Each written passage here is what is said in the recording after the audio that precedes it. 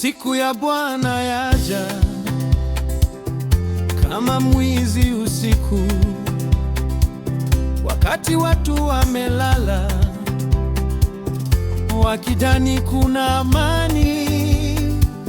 Ghafla uharibifu uje bila taarifa yoyote.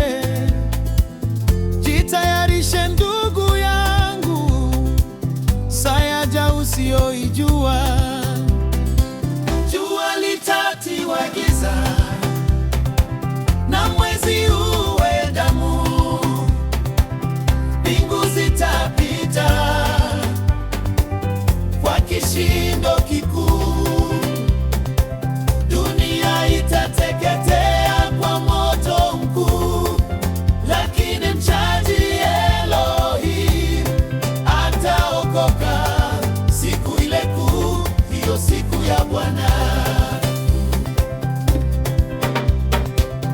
Nyota zitaanguka, nguvu za mbingu zitatikisika, kila macho yataona utukufu wa Elohim.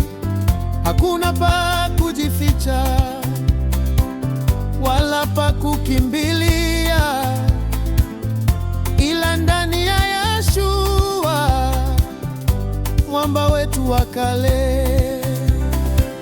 Jua litatiwa giza na mwezi uwe damu,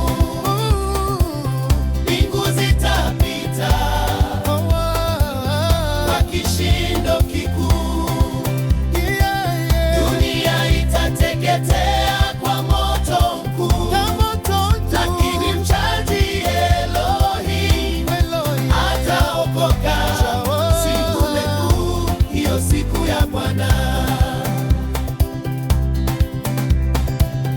Siku ya hasira na dhiki, ya giza na tetemeko, wenye kiburi watanyenyekezwa, wenye dhambi wataangamia, ardhi itabaki ukiwa, kazi za mikono zitateketea, hakimu atahukumu mataifa kwa haki na kweli. Jua litatiwa giza na mwezi uwe damu, mbingu zitapita kwa kishindo kikuu, dunia itateketea kwa moto mkuu, lakini mchaji Elohim ataokoka siku ya Bwana, hiyo siku ya Bwana. Kama tanuru la moto, ndivyo siku ile itakavyowaka.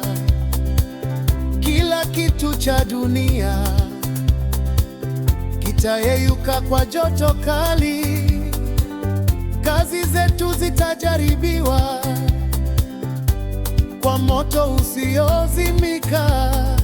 Je, utasimama mbele zake ukiwa na vazi jeupe? Jua litatiwa giza na mwezi uwe damu, mbingu zitapita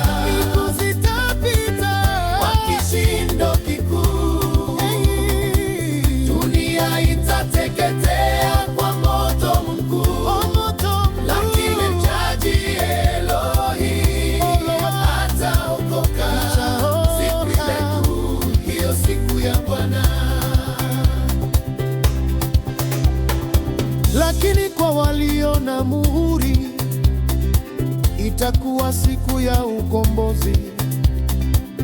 Kazi aliyoanza ndani yetu ataimaliza kwa siku hiyo. Kutoka mlima Sayuni wokovu utatokea, tutakaa naye milele katika nchi mpya na mbingu mpya. Jua litatiwa giza